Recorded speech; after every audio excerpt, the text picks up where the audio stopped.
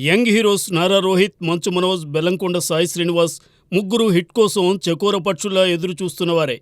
వీరు ముగ్గురు కలిసి ప్రస్తుతం ఓ సినిమాలో నటించనున్నారు. ఈ సినిమాకు తమిళంలో విజయం సాధించిన గరుడన్ ఆధారమట. గరుడంలో సూరి, శశికుమార్, ఉన్ని ముకుందన్ ధరించిన పాత్రలను తెలుగులో సాయి శ్రీనివాస్, రోహిత్, మనోజ్ పోషించనున్నారు.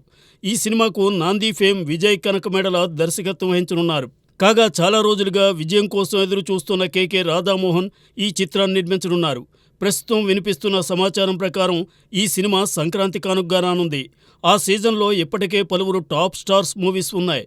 మరి వాటి మధ్య ఈ ముగ్గురు యంగ్ హీరోస్ సినిమాకు చోటు ఉంటుందా అన్నదే ప్రశ్న. రాబోయే సంక్రాంతి బరిలో పందెం కోళ్లుగా ఇప్పటికే చిరంజీవి, విశ్వంభర, అనిల్ రావిపూడి దర్శకత్వంలో వెంకటేష్ హీరోగా నటిస్తున్న చిత్రం ప్లేస్ ఫిక్స్ చేసుకున్నాయి. వాటితో పాటు రవితేజ కథానాయకునిగా భాను భోగవరపు తెరకెక్కిస్తున్న మూవీ కూడా పొంగల్కు హంగామా చేయడానికి సిద్ధమవుతోంది.